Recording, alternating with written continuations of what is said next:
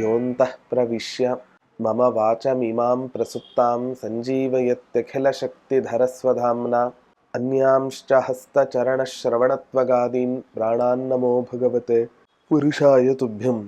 ಪೂಜ್ಯಾಯ ರಾಘವೇಂದ್ರಾಯ ಸತ್ಯಧರ್ಮರತಾಯ ಚ ಭಜತಾಂ ಕಲ್ಪವೃಕ್ಷಾಯ ನಮತಾಂ ಕಾಮಧೇನವೇ. ದುರ್ವಾದಿಧ್ವಾಂತರವಯೇ ವೈಷ್ಣವೇಂದೀವರೇಂದವೇ ಶ್ರೀ ರಾಘವೇಂದ್ರ ಗುರವೇ ನಮಃ ಕಾರುಣ್ಯ ಸಿಂಧವೇ. ತಪಸ್ವಾಧ್ಯಾಯ ಶುಶ್ರೂಷಾ ಕೃಷ್ಣ ಪೂಜಾ ರತಂ ಮುನಿಂ ವಿಶ್ವೇಶಮಿಷ್ಟದಂ ವಂದೇ ಪರಿವ್ರಾಟ್ ಚಕ್ರವರ್ತಿನಂ. ಶ್ರೀ ಗುರುಭ್ಯೋ ನಮಃ. ಹರಿ ಓಂ. ರಾಯರ ಸಹಸ್ರನಾಮಾವಲಿಗಳಲ್ಲಿ ಇವತ್ತಿನ ದಿನ ರಾಘವೇಂದ್ರ ತೀರ್ಥರ ಒಂದು ಗುಣವನ್ನು ಚಿಂತನೆ ಮಾಡತಕ್ಕಂತಹ ಒಂದು ನಾಮ. ಓಂ ವೈರಾಗ್ಯೋಲ್ಲಾಸಕರ್ತ್ರೇ ನಮಃ. ರಾಘವೇಂದ್ರ ತೀರ್ಥರು ನಮ್ಮಲ್ಲಿ ವೈರಾಗ್ಯವನ್ನ ಉಂಟು ಮಾಡುತ್ತಾರೆ. ಇದೊಂದು ವಿಶಿಷ್ಟವಾದ ನಾಮ ಅಂತ ಹೇಳಿದರೆ ತಪ್ಪಾಗ್ಲಿಕ್ಕೆ ಇಲ್ಲ. ರಾಯರು ಇವತ್ತಿನ ದಿನ ಪ್ರಸಿದ್ಧರಾಗಿದ್ದೇ ಬೇಡಿದ ಸಕಲ ಇಷ್ಟಾರ್ಥಗಳನ್ನು ಪೂರೈಸ್ತಾರೆ, ಸಂಪತ್ತನ್ನು ಕೊಡ್ತಾರೆ ಅಂತ. ವೈರಾಗ್ಯ ನಿಧಿಗಳು ಅಂತ ಹೇಳಿದ್ರೆ ಮಳಖೇಡ ನಿವಾಸಿಗಳಾಗಿರತಕ್ಕಂಥ ಟೀಕಾಕೃತ್ಪಾದರು. ಎಷ್ಟೋ ಸಂದರ್ಭಗಳಲ್ಲಿ ನಾವು ಈ ಕಥೆಯನ್ನು ಕೇಳಿದ್ದೇವೆ.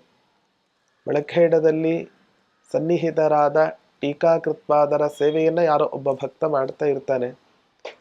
ಒಂದಿಷ್ಟು ದಿನ ಆಗತ್ತೆ, ಏನು ಬೇಕು ಅಂತ ಕೇಳಿದಾಗ ನನಗೆ ಸಂಪತ್ತು ಬೇಕು ಅಂತ ಹೇಳಿದಾಗ ಟೀಕಾರಾಯರು ಹೇಳಿ ಕಳಿಸ್ತಾರಂತೆ, ಸಂಪತ್ತನ್ನು ಕೊಡೋದಕ್ಕೆ ಅಂತ ಇಲ್ಲೇ ಪಕ್ಕದಲ್ಲೇ ತುಂಗಭದ್ರಾ ನದಿ ತೀರದಲ್ಲಿ ಒಬ್ಬರಿದ್ದಾರೆ, ಅವ್ರ ಹತ್ರ ಹೋಗು, ವೈರಾಗ್ಯ ಬೇಕು ಅಂದ್ರೆ ಮಾತ್ರ ನನ್ನ ಸೇವೆಯನ್ನ ಮಾಡು ಅಂತ ಹೇಳಿ ಟೀಕಾಕೃತ್ಪಾದರು ಕನಸಲ್ಲಿ ಬಂದು ಹೇಳಿ ಕಳಿಸಿದ್ರು ಅನ್ನೋ ಕಥೆಯನ್ನು ನಾವು ಕೇಳ್ತೇವೆ. ಹಾಗಾಗಿ ರಾಯರು ಇವತ್ತಿನ ದಿನ ಯಾವುದಕ್ಕೆ ಪ್ರಸಿದ್ಧರಾಗಿದ್ದಾರೆ ಅಂತ ಹೇಳಿದ್ರೆ ಸಂಪತ್ತನ್ನು ಕೊಡ್ಲಿಕ್ಕೆ ಪ್ರಸಿದ್ಧರಾಗಿದ್ದಾರೆ. ಆದರೆ ಕೃಷ್ಣಾವಧೂತರು ಹೇಳ್ತಾರೆ, ವೈರಾಗ್ಯೋಲ್ಲಸತ್ಕರ್ತೃ ನಮಃ. ಭಗವಂತನ ಅನುಗ್ರಹವನ್ನು ನಾವು ಪಡ್ಕೋಬೇಕು ಅಂತಾದ್ರೆ, ನಮಗೆ ಅತಿಶಯವಾದ ಭಕ್ತಿ ಆ ಭಗವಂತನಲ್ಲಿ ಉಂಟಾಗಬೇಕು ಅಂತಾದ್ರೆ ವೈರಾಗ್ಯವನ್ನು ನಾವು ವಿಷಯ ಪದಾರ್ಥಗಳಲ್ಲಿ ವೈರಾಗ್ಯವನ್ನು ಸಂಪಾದನೆ ಮಾಡಲೇಬೇಕು ಅಂತ ಹೇಳ್ತಾರೆ. ಹಿಂದಿನ ಕಾಲದಲ್ಲಿ ಭಾಗವತದ ಕಥೆಗಳನ್ನು ಕೇಳಬೇಕಾದ್ರೆ ನಾವೆಲ್ಲ ಕೇಳ್ತಾ ಇರ್ತೇವೆ. ಅನೇಕ ರಾಜಾಧಿರಾಜರಾಗಲಿ ಅಥವಾ ಬ್ರಹ್ಮದೇವರ ಅನೇಕ ಮಕ್ಕಳಾಗಲಿ ಸಂಸಾರದ ಗೊಡವೆಗೆ ಹೋಗದೆ ಸನ್ಯಾಸಾಶ್ರಮವನ್ನು ಸ್ವೀಕಾರ ಮಾಡಿಕೊಂಡು ಅವರು ಭಗವಂತನ ಅನುಗ್ರಹವನ್ನು ಪಡ್ಕೊಳ್ಳಿಕ್ಕೆ ಸನ್ಯಾಸಾಶ್ರಮವನ್ನು ಸ್ವೀಕಾರ ಮಾಡಿದ್ರು ಅಂತ ನಾವು ಕಥೆಯನ್ನು ಕೇಳ್ತೇವೆ. ಅದೊಂದು ರೀತಿಯಾದ ವೈರಾಗ್ಯ. ಆದರೂ ಕೂಡ ನಾವು ಸಂಸಾರದಲ್ಲಿ ಇದ್ದೂ ಕೂಡ ನಮಗೆ ಕಾಲ ಕಾಲಕ್ಕೆ ಆ ಭಗವಂತನ ಸ್ಮರಣೆ ಉಂಟಾಗಿದ್ರೆ ಅದೇ ಒಂದು ಅರ್ಥದಲ್ಲಿ ವೈರಾಗ್ಯ ಅಂತ ಅನಿಸುತ್ತೆ. ಎಲ್ಲ ಪದಾರ್ಥಗಳಿದ್ದರೂ ಕೂಡ ಅದರ ಮಧ್ಯದಲ್ಲಿ ಇದ್ದು ಆ ಭಗವಂತನ ಧ್ಯಾನವನ್ನ, ಆ ಭಗವಂತನ ಉಪಾಸನೆಯನ್ನು ಮಾಡ್ತಕ್ಕಂತಹದ್ದೇನಿದೆ, ಇದು ಒಂದರ್ಥದಲ್ಲಿ ವಿಶಿಷ್ಟವಾದ ಒಂದು ವೈರಾಗ್ಯವೇ ಇದು. ಹಾಗಾಗಿ ನಾವು ದೇವರ ಹತ್ರ ಏನ್ ಬೇಡ್ಕೋಬೇಕು? ವೈರಾಗ್ಯವನ್ನ. ಗುರುಗಳಲ್ಲಿ ಏನ್ ಬೇಡ್ಕೋಬೇಕು? ವೈರಾಗ್ಯವನ್ನ ನಮಗೆ ಕೊಡಿ ಅಂತ ನಾವು ಕೇಳ್ಕೋಬೇಕು. ಯಾವಾಗ ವೈರಾಗ್ಯವನ್ನ ನಾವು ಸಂಪಾದನೆ ಮಾಡ್ತೇವೋ ಜ್ಞಾನ ಭಕ್ತಿಗಳು ತನ್ನಿಂದ ತಾನೇ ನಮ್ಮ ಹತ್ರ ಇವತ್ತಿನ ದಿನ ಬಂದು ಬಿಡುತ್ತೆ. ಹಾಗಾಗಿ ವೈರಾಗ್ಯ ಇಲ್ಲದೆ ಎಷ್ಟೇ ಜ್ಞಾನ ಸಂಪಾದಿಸಲಿ, ಎಷ್ಟೇ ಆ ಭಗವಂತನಲ್ಲಿ ಭಕ್ತಿಯನ್ನು ಮಾಡಲಿ, ಅದು ಸುಮ್ಮನೆ ಒಂದು ಅರ್ಥದ ಭಕ್ತಿ ಆಗತ್ತೆ ಹೊರತು ಅದು ನಿಜವಾದ ಭಕ್ತಿ ಅಥವಾ ನಿಜವಾದ ಜ್ಞಾನವನ್ನ ಪಡೆದುಕೊಂಡಂತೆ ಆಗೋದಿಲ್ಲ. ಹಾಗಾಗಿ ನಿಜವಾದ ಜ್ಞಾನ, ನಿಜವಾದ ಭಕ್ತಿ ನಮಗೆ ಬೇಕು ಅಂತ ಆದರೆ ನಿಜವಾದ ವೈರಾಗ್ಯವನ್ನು ನಾವು ಪಡ್ಕೋಬೇಕು. ಆ ನಿಜವಾದ ವೈರಾಗ್ಯ ಇವತ್ತಿನ ದಿನ ನಮಗೆ ಕೊಡ್ತಾರೆ ಅಂತ ಹೇಳಿದ್ರೆ ಅದು ರಾಘವೇಂದ್ರ ತೀರ್ಥರು ಮಾತ್ರ. ಇಂಥ ರಾಘವೇಂದ್ರ ತೀರ್ಥರಿಗೆ ನಾವು ನಮ್ಮ ಜೀವನದಲ್ಲಿ ವೈರಾಗ್ಯವನ್ನು ಕೊಟ್ಟು ಭಗವಂತನ ಅನುಗ್ರಹ ನಮಗೆ ಆಗುವಂತೆ ಮಾಡಿ ಅಂತ ನಾವು ಪ್ರಾರ್ಥನೆಯನ್ನ ಮಾಡಬೇಕಾಗಿದೆ. ರಾಯರ ಜೀವನ ಬೇರೆ ಅಲ್ಲ, ವೈರಾಗ್ಯ ಬೇರೆ ಅಲ್ಲ. ಅದೆಂಥ ವೈರಾಗ್ಯ ಪೂರ್ಣವಾದ ಜೀವನ.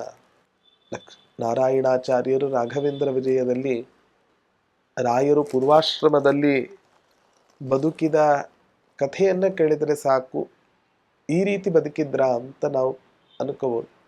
ಅಸಂಚಯನ ವ್ರತವನ್ನ ಮಾಡಿದಂತಹ ದೊಡ್ಡ ತ್ಯಾಗಿಗಳು, ದೊಡ್ಡ ವಿರಾಗಿಗಳು ಅದು ರಾಘವೇಂದ್ರ ತೀರ್ಥರ ಪೂರ್ವಾಶ್ರಮದಲ್ಲಿ.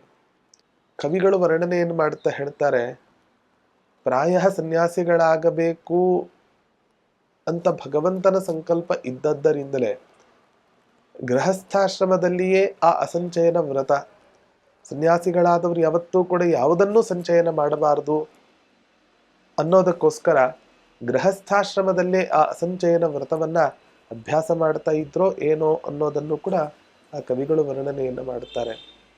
ಈಗ ಒಂದೇ ಎರಡೇ ರಾಯರ ಜೀವನ. ನಮಗೆ ವೈರಾಗ್ಯ ಬೇಕು ಅಂತ ಹೇಳಿದರೆ ವೈರಾಗ್ಯಪೂರ್ಣರಾದ ವ್ಯಕ್ತಿಗಳ ಉಪಾಸನೆ ಚಿಂತನೆಯನ್ನು ಮಾಡಬೇಕು ಅನ್ನೋದನ್ನು ನಾವು ಅರ್ಥ ಮಾಡ್ಕೋಬೇಕು. ಅಂತಹ ರಾಯರನ್ನ ನಾವು ವೈರಾಗ್ಯವನ್ನೂ ಕೂಡ ಸಂಪತ್ತಿನ ಜೊತೆಗೆ ನಮಗೆ ವೈರಾಗ್ಯವನ್ನೂ ಕೂಡ ಕೊಟ್ಟು ಕರುಣಿಸಿ ಅಂತ ನಾವು ಪ್ರಾರ್ಥನೆಯನ್ನ ಮಾಡಬೇಕು. ಜಗತ್ತಿನಲ್ಲಿ ವೈರಾಗ್ಯವನ್ನು ಸಂಪಾದನೆ ಮಾಡತಕ್ಕಂತಹದ್ದು ತುಂಬ ಕಷ್ಟ. ಒಬ್ಬ ಸುಭಾಷಿತಕಾರ ಒಂದು ಮಾತನ್ನು ಹೇಳ್ತಾನೆ, ಭೋಗಾನ ಭುಕ್ತಾಹ ವಯಮೇವ ಭುಕ್ತಾಹ. ಜಗತ್ತಿನಲ್ಲಿ ಅದೆಷ್ಟು ಭೋಗಗಳನ್ನು ಅನುಭವಿಸ್ಬೇಕು ಅಂತ ಅನ್ಕೋತೇವೆ. ಆದರೆ ದುರಂತ ಏನು ಅಂದರೆ ಅವುಗಳೇ ನಮ್ಮನ್ನೆಲ್ಲವನ್ನೂ ಕೂಡ ಭೋಗಿಸಿ ಬಿಟ್ಟಿರ್ತವೆ. ಏನೋ ತುಂಬಾ ದೊಡ್ಡ ತಪಸ್ಸನ್ನ ಮಾಡಿ ನಾನೊಬ್ಬ ಸಾಧಕನಾಗಬೇಕು ಅಂತ ಹೇಳಿ ತುಂಬಾ ಪ್ರಯತ್ನವನ್ನ ಪಟ್ಟಿರ್ತಾನೆ. ಆದರೆ ತಪೋನ ತಪ್ತಂ ವಯಮೇವ ತಪ್ತಾಹ, ಈ ಸಂಸಾರದಲ್ಲಿ ನಾವೇ ಒಂದರ್ಥದಲ್ಲಿ ಬಳಲಿ ಬೆಂಡಾಗಿ ಹೋಗ್ಬಿಟ್ಟಿರ್ತೇವೆ. ಕಾಲೋನ ಯಾತೋ ವಯಮೇವ ಯಾತಾಹ. ನಾವು ಹೇಳ್ತಾ ಇರ್ತೇವೆ ಕಾಲ ಕಳೀತು ಅಂತ ನಾವೆಲ್ಲ ಹೇಳ್ತಾ ಇರ್ತೇವೆ.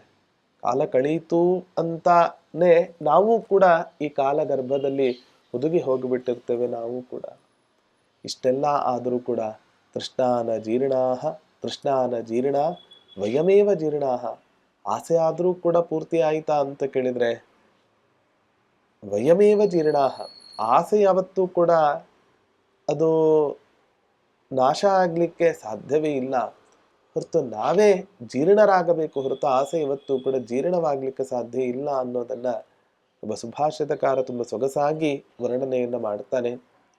ಹಾಗಾಗಿ ಭೋಗಗಳಾಗಲಿ ಕಾಲ ಆಗಲಿ ಅಥವಾ ಆಸೆಗಳಾಗಲಿ ಇವುಗಳಲ್ಲಿ ಯಾವತ್ತೂ ಕೂಡ ನಾವು ಅನುಭವಿಸಿ ನಾವು ಜೀವನದಲ್ಲಿ ವೈರಾಗ್ಯವನ್ನ ಸಂಪಾದಿಸ್ತೇವೆ ಅಂತ ಅನ್ಕೊಳ್ಳಿಕ್ಕೆ ಹೋಗಬಾರದು. ಅವಕಾಶ ಸಿಕ್ಕಾಗ ಯಾವಾಗ ನಮ್ಮಿಂದ ಸಾಧ್ಯವಾಗುತ್ತೋ ಆ ವೈರಾಗ್ಯವನ್ನು ಸಂಪಾದಿಸ್ತಾ ವಿಷಯ ಪದಾರ್ಥಗಳನ್ನು ದೂರ ಮಾಡುತ್ತಾ ನಾವು ಜೀವನವನ್ನು ನಡೆಸಬೇಕು ಅನ್ನುವಂತಹ ಒಂದು ದೊಡ್ಡ ಮಹತ್ತರ ಸಂದೇಶವನ್ನು ಕೃಷ್ಣಾವಧೂತರು ನಮಗೆ ಈ ಮೂಲಕ ನಮಗೆ ತಿಳಿಸಿಕೊಡ್ತಾ ಇದ್ದಾರೆ.